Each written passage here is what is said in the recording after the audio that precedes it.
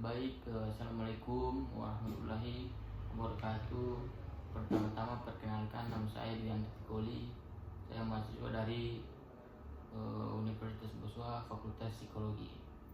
Nah, sebelum masuk ke sesi konseling kali ini, alangkah lebih baiknya saudari memperkenalkan nama terlebih dahulu. Baik, perkenalkan, nama saya Revina Desvian Lydia. Kalau boleh tahu, nama sehari-hari bisa dipanggil apa? Biasa dipanggil Vina. Vina. Nah, sebelum masuk ke konseling kali ini, alangkah lebih baiknya saya memberikan tujuan dari sesi konseling kali ini. Nah, tujuan dari sesi konseling kali ini untuk mengubah pola pikir saudari Vina dari negatif ke yang berpikir positif. Nah, sebelum masuk ke sesi konseling, saya di sini ada lembar persetujuan atau informed consent. Nah, tujuan dari informed consent ini adalah bahwasanya saudari Vina benar-benar bersedia untuk terlibat dalam sesi konseling kali ini. Di sini nama, jenis kelamin, alamat, sama pendidikan, sama tanda tangan. Namanya di inisial atau? Inisial.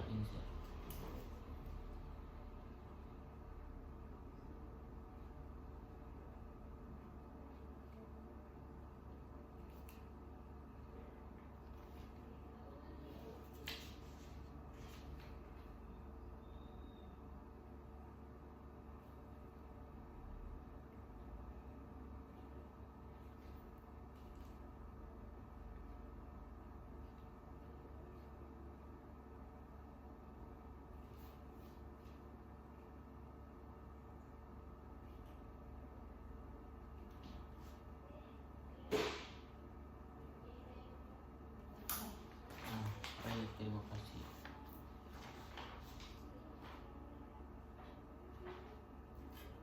Nah, baik, terima kasih saudara Vina telah meluangkan waktu untuk menyempatkan diri hadir pada sesi konseling kali ini. Nah, saya ingin mengatakan bahwa saya ingin berharap kepada saudari Vina untuk mengatakan atau memberi informasi kepada saya yang sebenar-benarnya yang terjadi di kehidupan saudari. Saya ingin juga mengatakan bahwasanya data atau informasi yang saudari berikan, saya akan menjaga kerahasiaannya karena hanya untuk kebutuhan ujian akhir kali ini. Nah, pertama itu terima kasih sudah datang kali ini. Apa kabar saudari Vina? Alhamdulillah baik. Nah, sebelum kita mulai, apakah ada hal yang ingin saudari Vina tanyakan terlebih dahulu? Belum ada sih. Nah, apa alasan saudari Vina memilih datang ke sesi konseling kali ini? Alasan saya yaitu saya ingin mengeluarkan unek-unek saya, ingin mengeluarkan apa isi hati saya, apa isi dari pikiran saya gitu.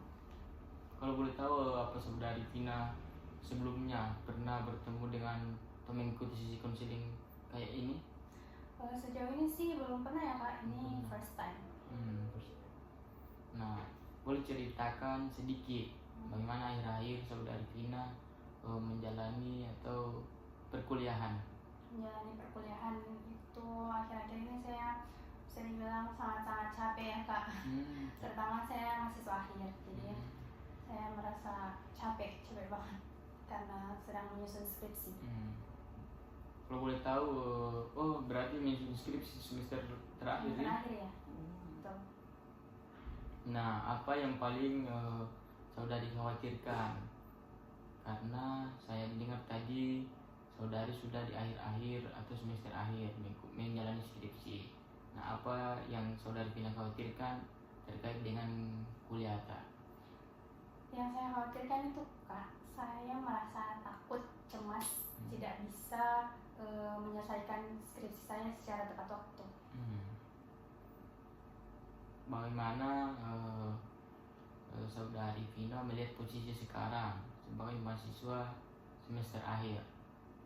Itu sih kayak seperti tadi yang saya bilang, saya melihat diri saya sekarang ini kayak lagi hektik banget ya Kak. Mahasiswa semester akhir itu kayak dikejar sama deadline skripsi, deadline penyusunan skripsi, terutama kayak untuk mencari-cari dosen pembimbing itu, menemui dosen pembimbing di kampus itu kayak butuh energi yang banyak. Jadi kayak capek sekali sih Kak. Nah, apa yang membuat saudari merasa takut? Karena tidak bisa menyelesaikan semuanya tepat waktu. Saya merasa takut itu, merasa cemas karena saya takut mengecewakan kedua orang tua saya Kak. Saya takut tidak bisa seperti teman-teman saya. Berarti yang saudari katakan tadi, saya menangkap bahwa berarti kedua orang tua saudari Vina telah berharap lebih.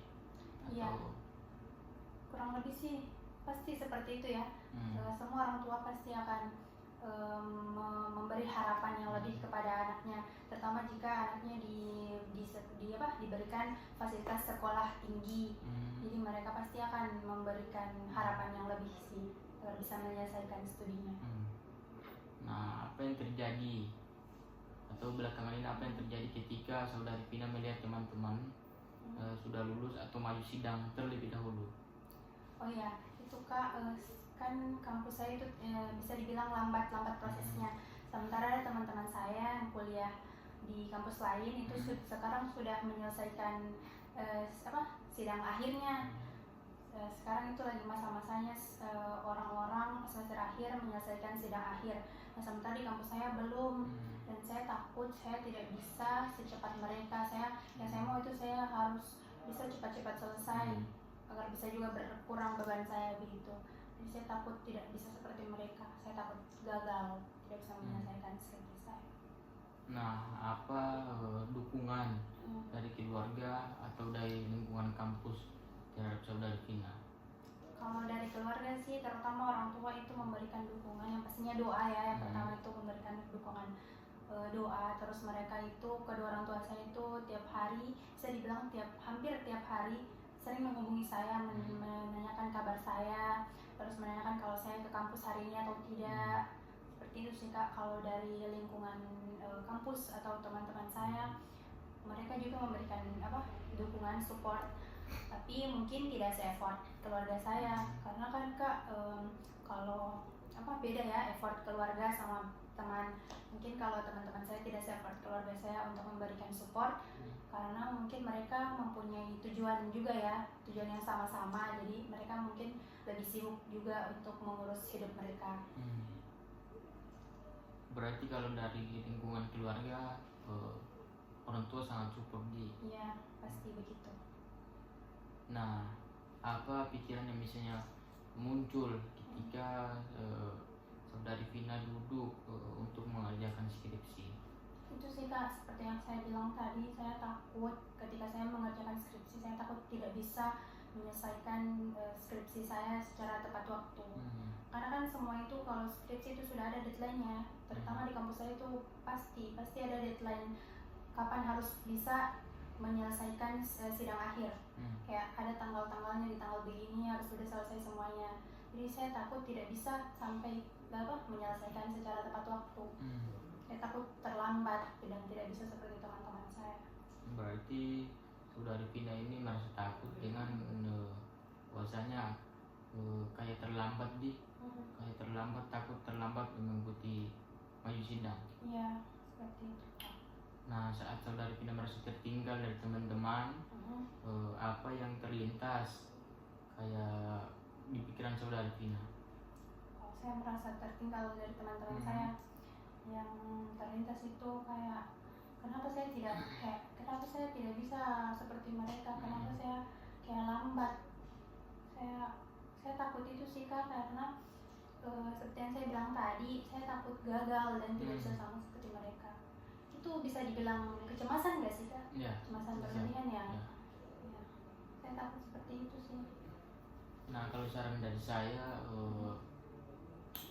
sudah ada beberapa orang sering mengalami kecemasan atau rasa takut pada. Nah, pengalamannya itu bandingkan dirimu dengan dirimu belakangan akhir-akhir. Ya. Maksudnya itu kayak bandingkan dirimu dengan dirimu sendiri, bukan bandingkan dirimu dengan orang lain. Nah, apa pikiran terburuk saudara yang kamu bayangkan terkait situasi ini? Pikiran terburuknya itu Kak, yang pastinya pasti takut merasa tidak bisa kayak memenuhi harapan keluarga, takut mengecewakan kedua orang tua saya begitu. Nah, kalau kamu gagal lulus tepat waktu, misalnya, menurutmu apa artinya bagi dirimu? Kalau saya gagal, Ya. tidak lulus tepat waktu Kak, saya pastinya akan kecewa ya Kak, kecewa sekali karena ambisi saya dari awal itu saya harus cepat-cepat selesai, karena saya tidak mau menunda-nunda.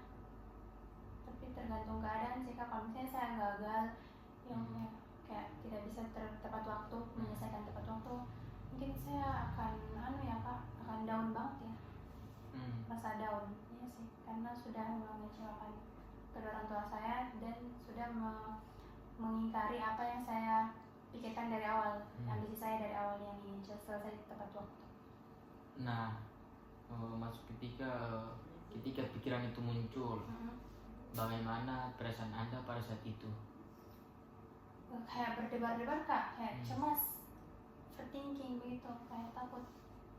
Itu sih yang ada di pikiran saya, takut. Nah, ketika itu ketakutan. Nah, ketika ketakutan itu muncul, belakangan ini aktivitas apa yang Anda lakukan jika ketakutan itu muncul atau kecemasan itu? Ketika ketakutan itu muncul Kak, saya itu kayak misalnya sedang scroll HP lihat HP, terus saya lihat ada info di grup, kayak sudah ada yang mulai mendaftar sidang atau sudah ada yang mulai mengurus proposalnya, skripsinya.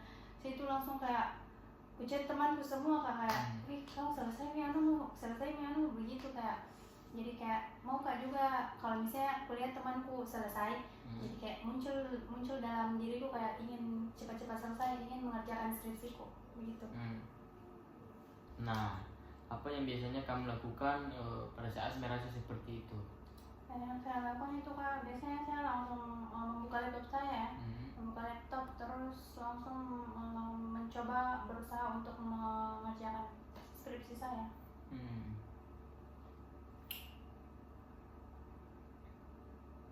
Nah, menurutmu bagaimana pikiran dan perasaan itu memengaruhi cara kamu menjalani hari?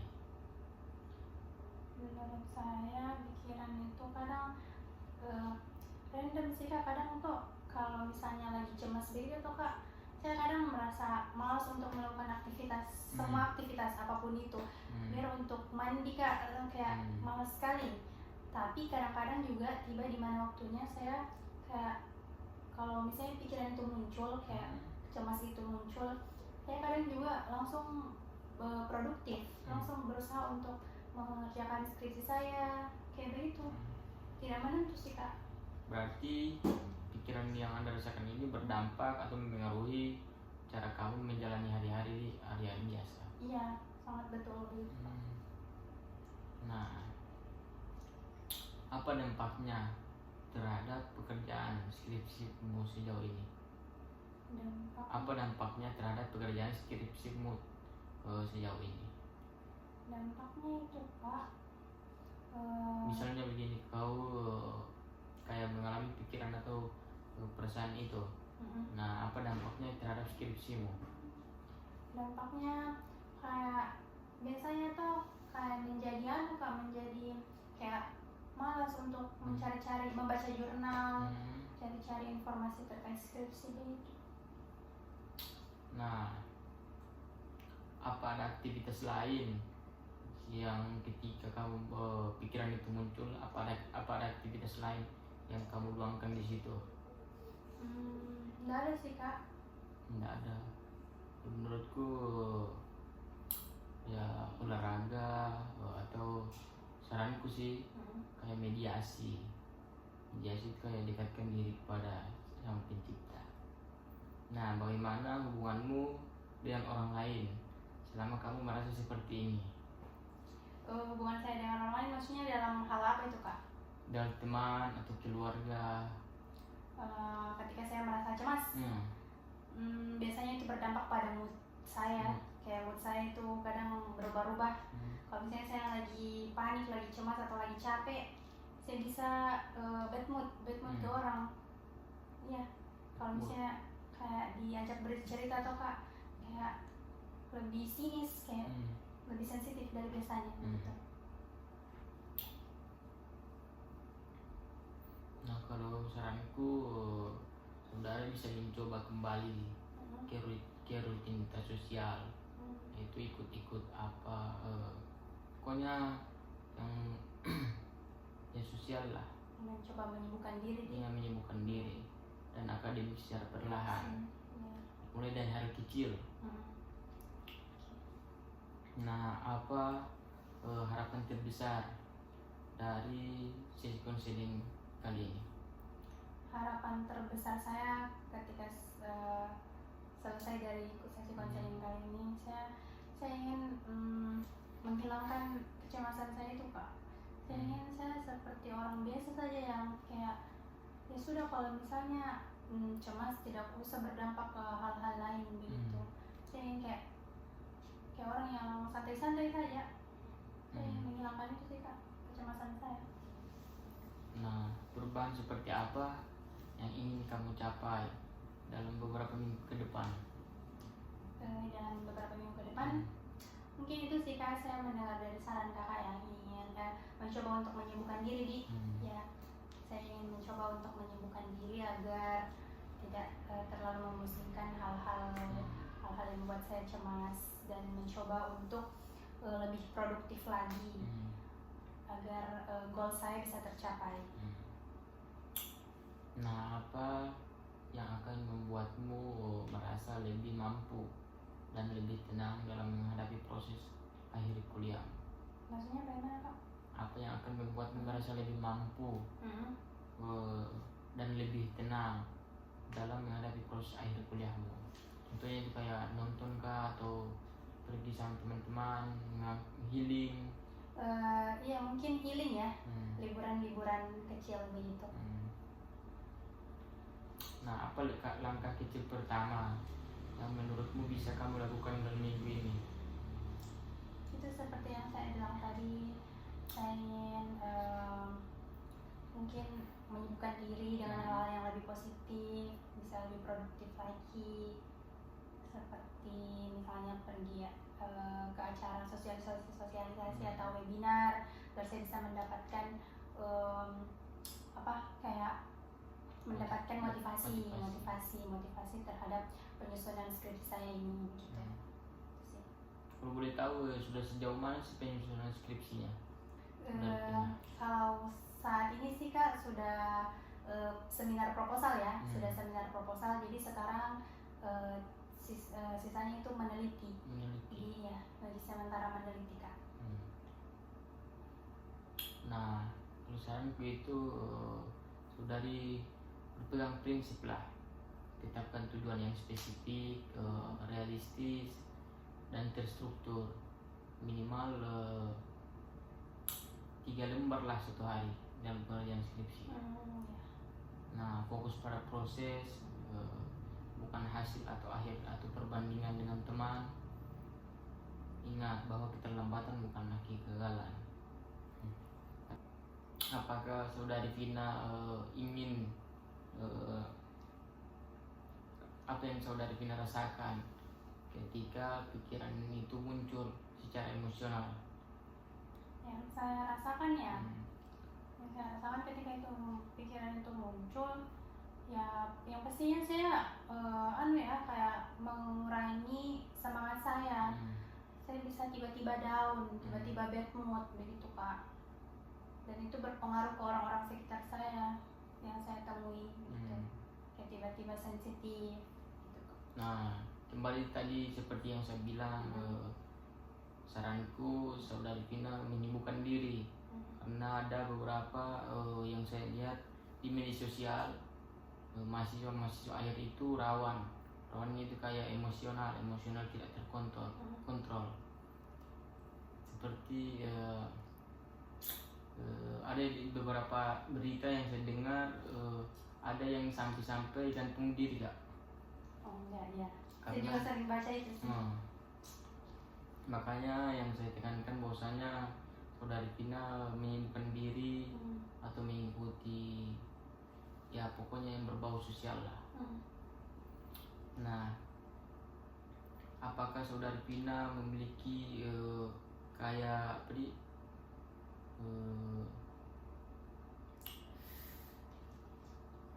bagaimana saudari Vina bereaksi ketika perasaan itu muncul, sakit perut, detak jantung berdebar atau susah tidur? Itu Kak, detak jantung berdebar sama susah tidur itu sering sekali pasti. Kalau misalnya cemas tuh kayak berdebar Kak, kayak pusing Kak, semua kayak tiba-tiba langsung nggak bisa jalan pikiran kayak.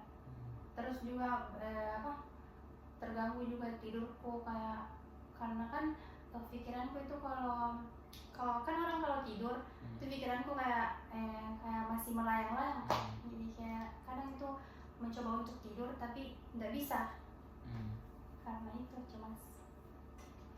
Nah, kita sudah sampai pada akhir sesi konseling kali ini. Apakah ada yang saudari Vina ingin tanyakan kembali tentang perasaan yang saudari Vina rasakan akhir-akhir ini?